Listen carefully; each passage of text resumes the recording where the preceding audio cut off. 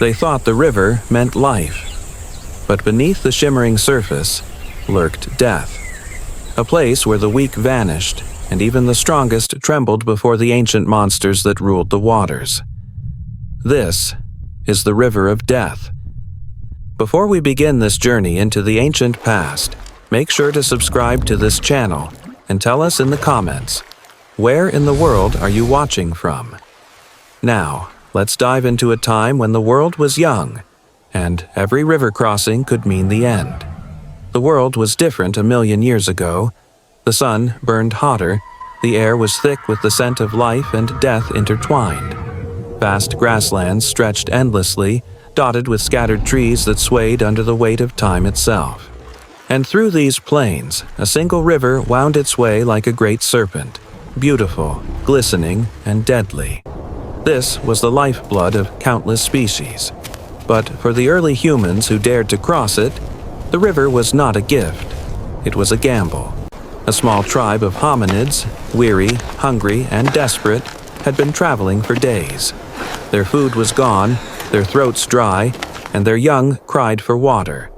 Ahead, they saw salvation, the river, wide, calm, sparkling beneath the afternoon sun. They did not yet know that what appeared peaceful was home to one of the deadliest predators that ever lived. Deinosuchus, the prehistoric crocodile. A creature longer than 3 grown men, with jaws powerful enough to crush bone and silence an entire generation with one strike. The tribe approached slowly.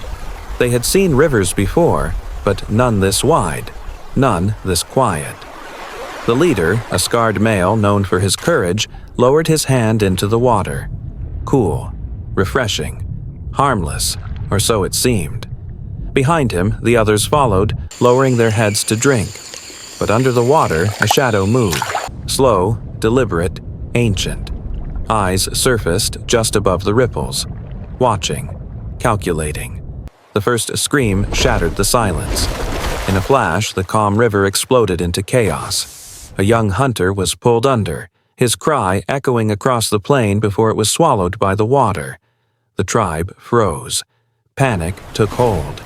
They saw the river turn red as bubbles rose to the surface. And then, nothing. Silence again. The water, once calm, now carried a secret. The River of Death had claimed its first victim. The tribe fled to the banks, trembling. They watched the surface, waiting for their lost one to return. But only ripples and blood remained. Fear gripped their hearts. For the first time, they realized they were not the only hunters. Night fell, and the air filled with the calls of unseen beasts. The tribe huddled near the fire, its flames flickering against their anxious faces. Across the dark river, eyes glowed like embers, the crocodiles, waiting. They could smell the humans, the smoke, the fear.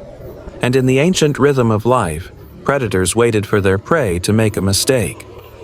Days passed. The tribe was trapped between starvation and death.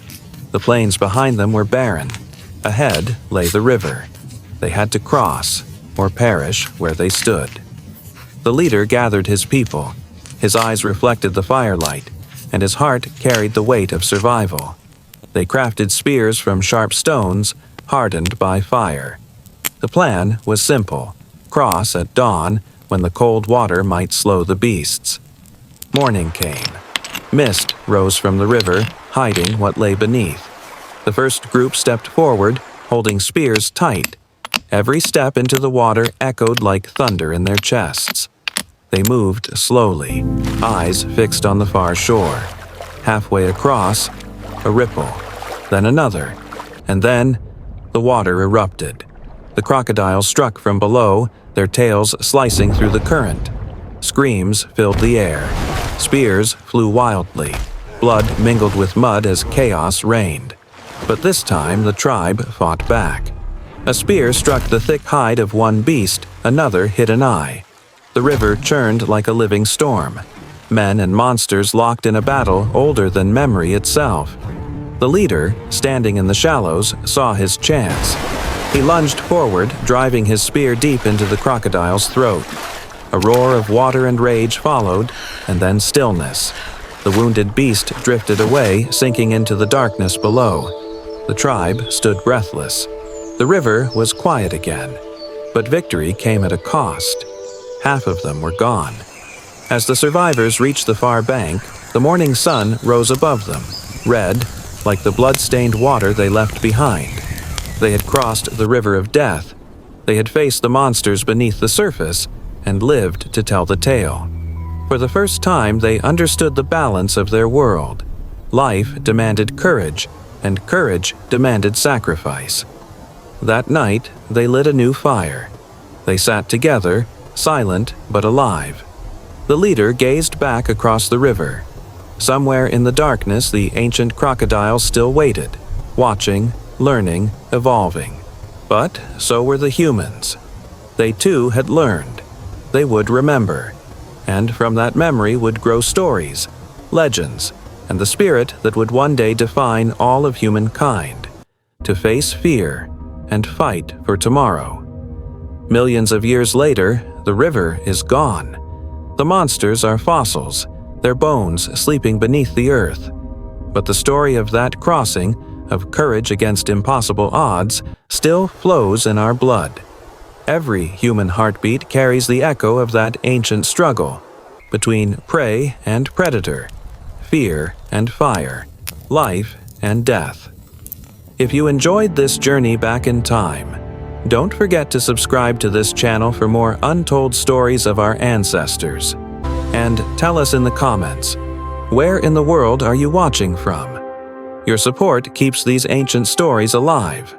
Until next time, stay curious, stay human.